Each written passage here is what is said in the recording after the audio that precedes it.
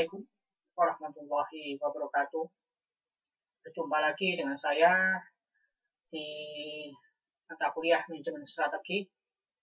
Kali ini saya akan menjelaskan tentang pentingnya strategi yang masih membahas tentang definisi strategi, ya, dan juga apa sih pentingnya strategi di dalam bisnis itu. Baik, untuk mempersingkat waktu, kita buka saja di slide pertama ini. Sebetulnya kita ada 2 slide, tapi mungkin penjelasannya panjang. Slide pertama kita analogi, dan slide kedua kita mulai sedikit aplikasi. Makna strategi di dalam istilah bahasa itu adalah berasal dari kata stratos. Dimana stratos ini adalah berasal dari istilah militer Yunani yang mengacu kepada seni dalam bertempur atau seni seorang jenderal di dalam memimpin pertempuran. Sun Tzu, panglima perang Cina yang terkenal itu, menyatakan bahwa strategi merupakan salah satu dari seni bertempur. Sama seperti kita analogikan bidak-bidak catur. Coba saudara lihat di sebelah kiri. Itu ada bidak catur, ada raja, ada ster, ada perdana menteri, dan juga ada benteng. Saudara yang pandai bermain catur pasti akan memahami apakah di dalam mengalahkan musuh saat permainan itu, apakah saudara hanya asal saja menggerakkan bidak-bidak catur? Tidak. Tentu saudara membutuhkan pemikiran, membutuhkan kreativitas, membutuhkan seni di dalam bermain catur. Maka itulah yang dinamakan strategi. Seni di dalam mengalahkan musuh secara elegan. Kemudian strategi ini juga sangat penting sekali dilakukan di dalam front-front pertempuran. Bahkan penulis buku yang menjadi referensi kita yang kemarin sudah kita sepakat untuk menjadi referensi utama, menuliskan bahwasanya resignasi itu dikatakan tumbang bukan karena kekuatan pasukannya, bukan karena banyaknya jumlah angkatan daratnya, bukan karena teknologi pesawat-pesawatnya, atau mungkin keberanian Luftwaffe-nya, angkatan udaranya. Tidak. Tetapi tumbangnya nasi. Ya, tadi kita mengatakan bahwa nasi tumbang bukan karena banyaknya peralatan dan teknologi pasukan tempur sekutu untuk makan nasi, tidak. Kalau kita melihat nasi Jerman itu, Luftwaffe-nya sangat berani, pesawatnya juga canggih-canggih, ya. Lalu kemudian angkatan daratnya itu sangat luar biasa banyak dan juga berani. Tidak itu. Tetapi nasi ditumbangkan oleh sekutu karena kesalahan daripada strategi. Hitler terlalu bernafsu pada saat ingin menguasai Soviet. Pada saat ingin menguasai Soviet, pada saat itu bahwa Stalin mengatakan ini sudah melanggar perjanjian, ya, senjata-senjata. Lalu kemudian Hitler pun juga sebetulnya sudah diberitahu oleh para jenderalnya bahwa sebentar lagi musim dingin kita tunda, kita adakan lagi senjata-senjata, kita berhenti saja, minimal kita bertahan. Tetapi Hitler sudah kadung menggelorakan propaganda, ya, kalau hanya berhenti di tengah jalan, malu juga mungkin. Akhirnya perang dilanjutkan. Padahal para jenderal ini sudah mengatakan bahwasanya musim dingin itu di Soviet itu sangat keras sekali, pasukan bisa kelaparan, ya, tank-tank tempur bisa terjebak, bahkan Luftwaffe pesawat-pesawat tempur juga tidak bisa terbang karena saking dinginnya udara. Pada saat itu teknologi juga tidak secanggih sekarang. Kemudian Hitler memaksakan diri, yang terjadi justru betul para jenderalnya. Mereka menjadi mangsa para beruang merah, di mana beruang merah ini adalah pasukan-pasukan Soviet yang sudah tahan dingin. Ya, banyak pasukan Jerman terkena hipotermia. Ya, hipotermia, kedinginan, mati di sana. dan tidak kuat melanjutkan perang, banyak yang kelaparan, bahkan juga banyak terkena penyakit. Tetapi pasukan buah merah ini sudah paham medan, ya. Mereka dengan papan-papan luncur yang ditarik anjing, membawa senapan-senapan yang cukup banyak, ya, peralatan-peralatan tempur, peralatan senjata berat pun juga mereka juga bisa menguasai di medan dingin. Maka yang terjadi justru Jerman tidak mampu untuk menguasai Soviet, justru dipukul mundur di timur oleh Soviet dan di barat oleh Sekutu. Begitu juga Jepang. Jepang ini juga angkatan daratnya juga sangat pemberani. Begitu juga angkatan udaranya. Jepang juga tidak takut mati pada saat bertempur. Tapi kenapa kalau Jepang kalah? Karena pada saat itu Sekutu sudah mendekati orang-orang yang mulai terkena korban Axis Pact atau fakta poros. Salah satunya adalah kaum Yahudi yang kemudian didekati, dan salah satu ilmuwan Yahudi yang sangat cerdas yaitu Einstein diminta untuk mengembangkan sains yang dia temukan, yaitu fisika kuantum atau disebut juga fisika relativitas, ya. Dimana dia mengatakan bahwasanya relativitas ini dengan rumusan E sama dengan mc kuadrat, dimana juga mengandung unsur massa dan kecepatan cahaya yang akhirnya dikembangkan menjadi suatu senjata mematikan, yaitu bom atom yang diledakkan di Hiroshima dan beberapa hari kemudian di Nagasaki dengan kekuatan yang lebih dahsyat daripada Hiroshima. Di sini dikatakan bahwa Sekutu melakukan strategi, baik strategi pertempuran maupun strategi logistik maupun strategi perawatan dan juga strategi sains perawatan pasukan, ya, dan juga strategi sains untuk mengalahkan poros. Kemudian Jerman dapat ditaklukkan dan Stalingrad Jerman juga dapat dikuasai, dan Jepang menyerah tanpa syarat diikuti dengan beberapa negara-negara yang lain. Lalu kemudian ada pertanyaan, apakah yang namanya perusahaan itu juga medan pertempuran? Saya katakan perusahaan juga medan pertempuran, tetapi bukan pertempuran yang makna sebetulnya. Bukan pertumpahan darah, bukan saling membunuh, bukan saling mengalahkan, tetapi justru adalah saling bekerja sama untuk memberikan manfaat yang besar pada stakeholder. Adapun persaingan di dalam perusahaan, persaingan yang bagus adalah persaingan yang saling mutualisme, simbiosis mutualisme. Di sini yang diharapkan. Namun ada memang yang namanya perusahaan yang simbiosis parasitisme, artinya saling mengalahkan. Tetapi ini adalah sesuatu yang tidak baik, ya. Dimana di dalam perusahaan strategi itu digunakan untuk mengalahkan lawan-lawan, tanda kutip adalah viral perusahaan secara elegan dengan mengusung makna. Kalau di dalam makna bahasa Jawa adalah bening bayune, kecanda iwae. Kalau di dalam makna bahasa Sunda adalah herang China, benang laukna. Artinya adalah jernih airnya dan ikannya dapat diserok. Artinya di sini perusahaan dapat mengambil profit, dapat mengambil benefit tanpa memperkeruh suasana. Bagaimana contohnya? Contohnya adalah tatkala saudara membuka satu bisnis kuliner, misalkan katakanlah lalapan. Tidak lama berselang, kurang dari 1 bulan, tetangga kanan kiri yang mungkin agak jauh sedikit, ya, 2 rumah setelah rumah kita mungkin membuka lalapan, 3 rumah setelah rumah kita mungkin membuka lalapan. Maka apakah kita langsung berkacak pinggang seperti Hitler marah-marah sehingga suasana menjadi gaduh, suasana sosial tidak sehat? Oh tidak, itu tidak menggunakan strategi, namun itu menggunakan emosi. Tatkala kita menggunakan strategi, kita membuka warung lalapan, kita UMKM masih perusahaan kecil, kita masih membuka lalapan, tiba-tiba tetangga kita buka lalapan, kanan kiri juga membuka lalapan, maka inilah saat yang tepat untuk mempelajari manajemen strategi.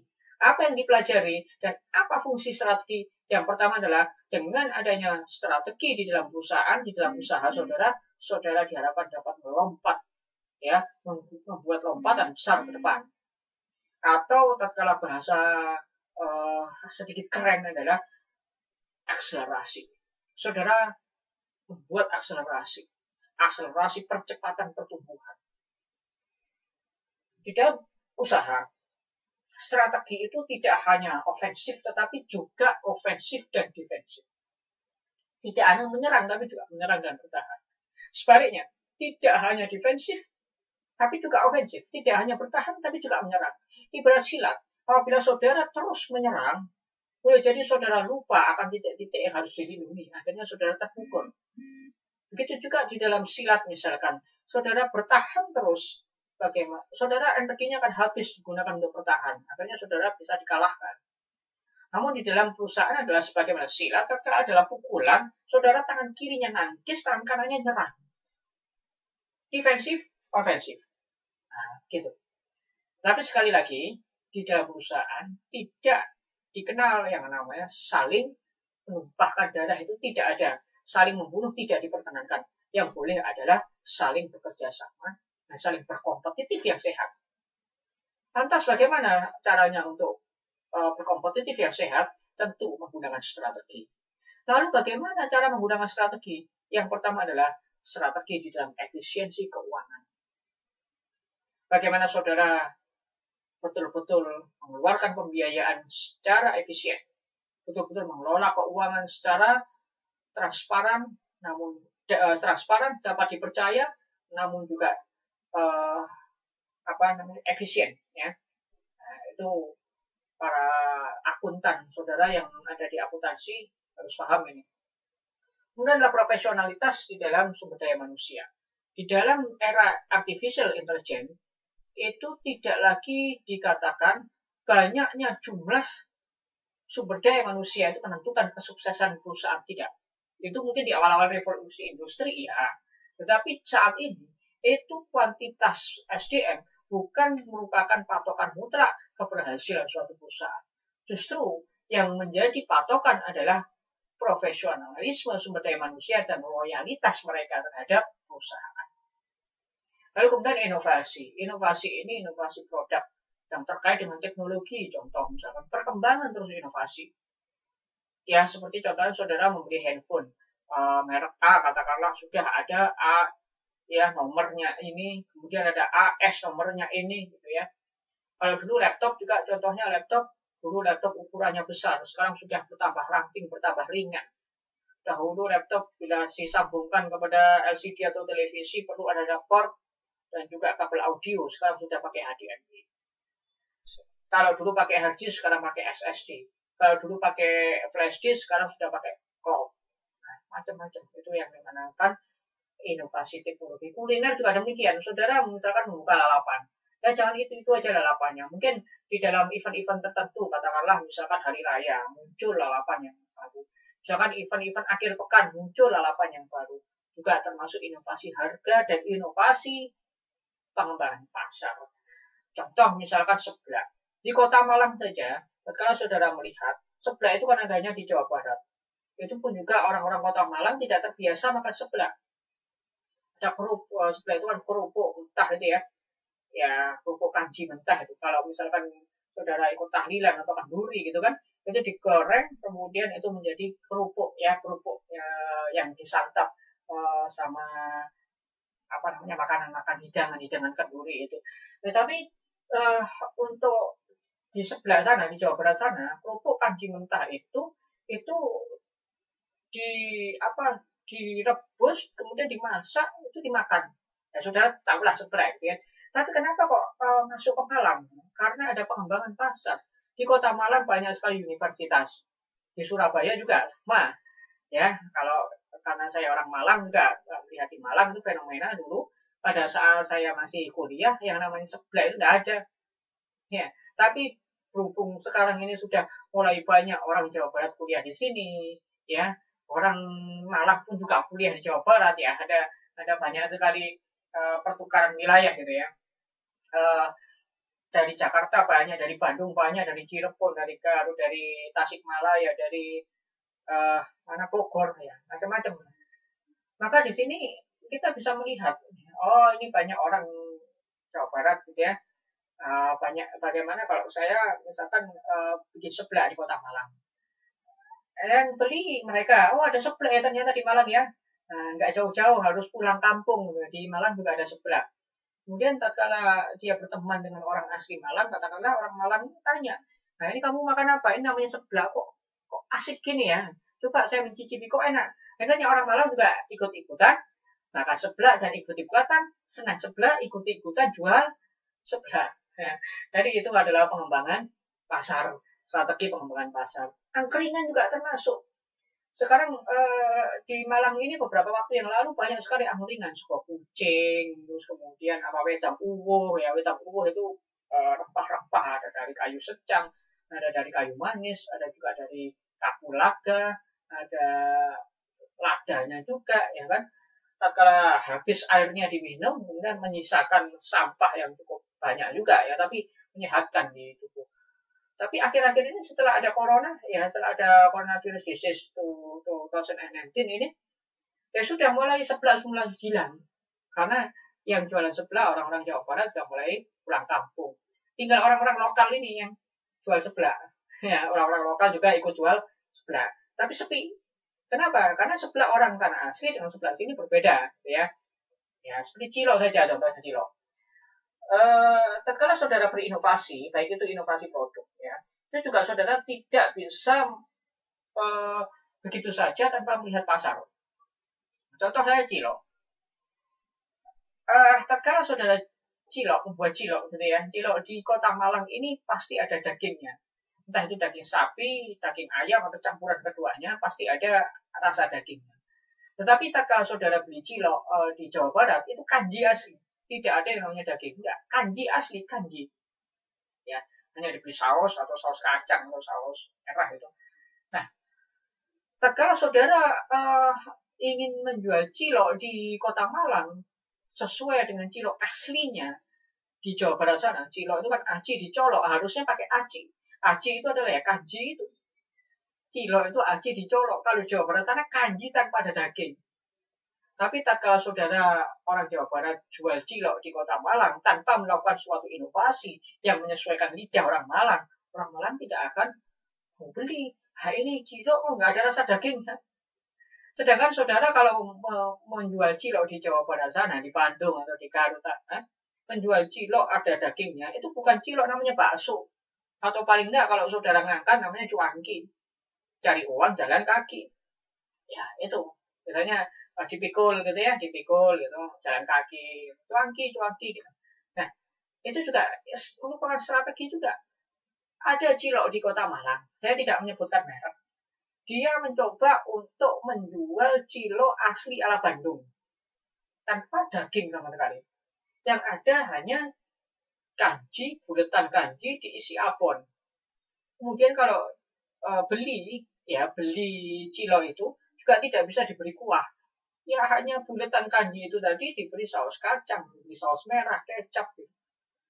Awal-awal rame, orang penasaran, ini cilok Bandung itu seperti apa?